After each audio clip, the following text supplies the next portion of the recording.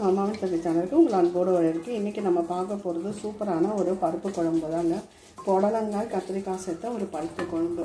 அதுக்கு பருப்பு வேக வச்சு தனியாக எடுத்துக்கிட்டேங்க. அதோட புடலங்காய், கத்திரிக்காய், பருப்பு, வெங்காயம், தக்காளி, பச்சை மிளகாய், சீரகம் எல்லாத்தையும் சேர்த்து நான் இதோடையே சேர்த்து பருப்போடையே சேர்த்து வேக வச்சு எடுத்துட்டேன். இப்போது இதுக்கு ஒரு தாளிப்பு கொடுத்துடலாம். தாளிப்புக்கு கடுகு, உளுத்தப்பருப்பு, கருவேப்பிலை, வத்த மிளகாய் சேர்த்துருக்கேன். அதோடு இந்த தாளிப்பை சேர்த்து கொட்டிடலாம். இப்போது இது ஒரு கொதி வந்தால் போதும், இறக்கிடலாம். துவரம்பருப்பு, பாசிப்பருப்பு எது வேணால் சேர்க்கலாம். நான் துவரம்பருப்பு தான் சேர்த்துருக்கேன், ரேஷன் பருப்பு தான் சேர்த்துருக்கேன். இது காரம் இருக்காதுங்க. பச்சை மிளகாய், மிளகாய் காரம் தான். வேறு எந்த மிளகாய் தூளும் நம்ம இதில் சேர்க்கல. இது கொஞ்சம் கொதி வரட்டும், நம்ம இறக்கிடலாம். சிறு குழந்தைங்களுக்கும் இதை சாதத்தில் போட்டு புரட்டி கொடுக்கலாங்க. நல்ல ஹெல்த்தியானது. புடலங்காய், கத்திரிக்காயும் சேர்த்துருக்கேன். நல்லா அந்த புடலங்காயில் 1-2 நம்ம மசிச்சு கொடுக்கணும்.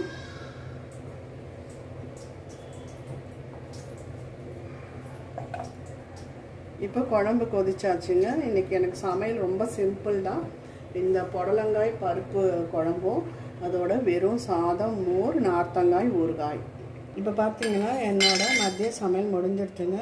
புடலங்காய் பருப்பு கத்திரிக்காய் பருப்பு குழம்பு, சாதம், அதோட மோர், இவ்வளோ தாங்க. இன்றைக்கி காய் கிடையாது, அதுலேயே காய் இருக்குது. நார்த்தங்காய் ஊறுகாய் தான் எங்களுக்கு.